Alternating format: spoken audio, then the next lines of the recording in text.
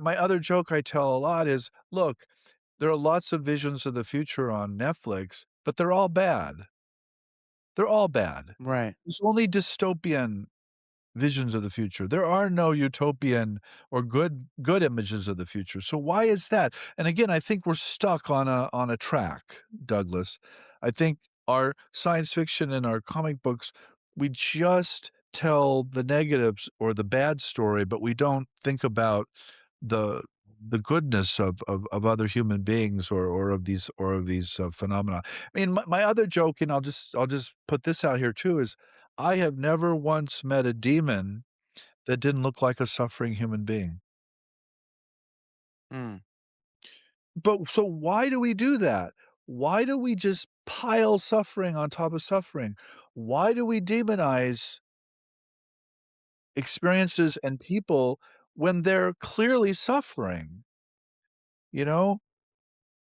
I don't I think we should stop doing that, and we should embrace these people, and we should embrace these beings because they're also part of this universe, you know? Well, we're supposed to be scared of them. They're like succubi or demons that will possess the Linda Blair.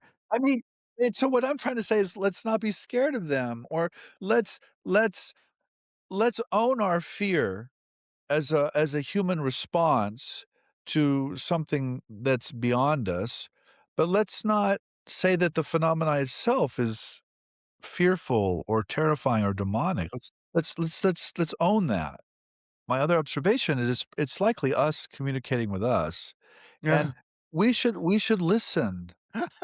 We should listen because we might be speaking, and by we, I don't mean Douglas or Jeff. I mean, some kind of greater we, and you know, poltergeists, by the way, never do good things. You never see rainbows and kittens, you're always getting scratched or something's breaking or something's flying. So, clearly there's trauma involved. Clearly there's emotional, and often sexual, suffering involved, and I think we're there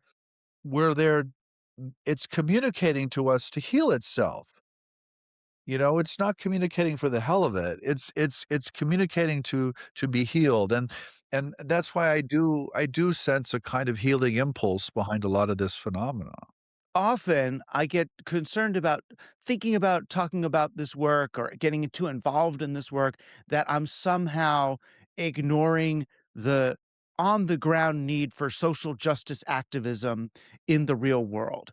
And I'm been struggling in an ongoing way with whether this work, let's call it work, these practices, this is it helping on some level? Is it helping the big picture on some level? Or am I rationalizing escapist, occultism, uh, you know, with as if it's doing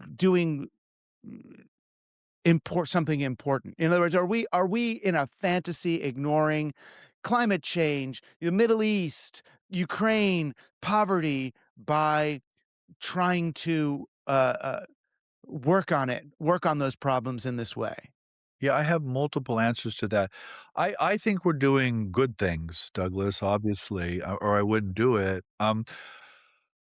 I think a lot of the phenomena we study is from the socially marginalized and from the suffering. And so I think there's a unique kind of activism, kind of social activism that's embedded in what we're Mm, doing.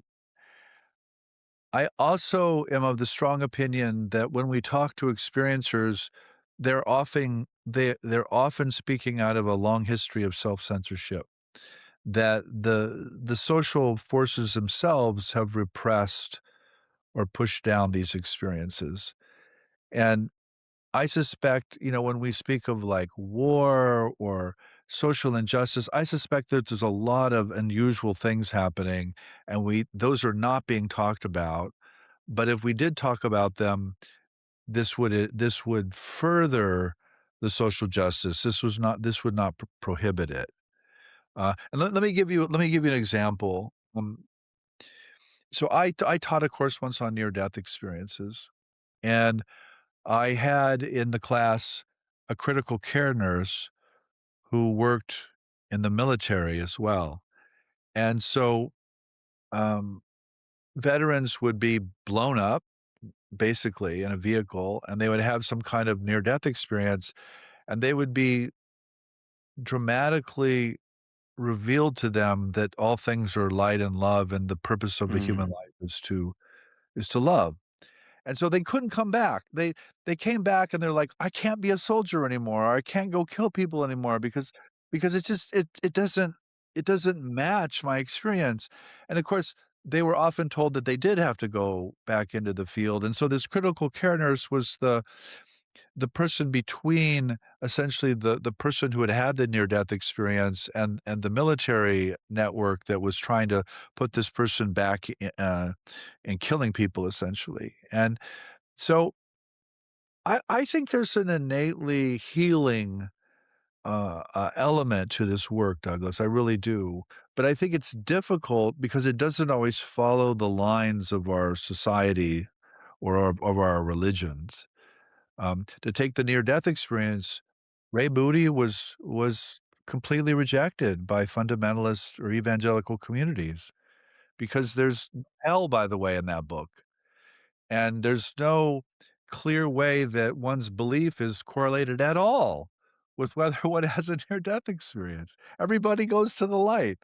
You know, everybody sees the light. So what are the religions saying? What are they about? Like, clearly that violates a religious somewhat religious worldviews. So, I think that's part of what we're trying to say or a part of what he's saying. and it doesn't have to violate if you go back, it doesn't violate Christianity or Judaism. It violates these sort of modern dualistic interpretations, these linear if you could understand heaven and hell not as a linear place you go in the future, but as an ongoing experience you're inflicting on yourself through your worldview and your actions, then all of a sudden, yeah, of course there's heaven and hell. I've been in both.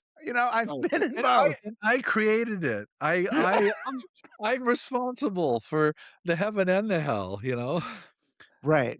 Right. Then you go, "Oh my gosh," and it's so you don't have to it doesn't negate any religious worldview. Well, This is the problem. It really does violate particular religious and scientific worldviews, and I think we should make that part of our analysis is, well, come on, let's talk about that too.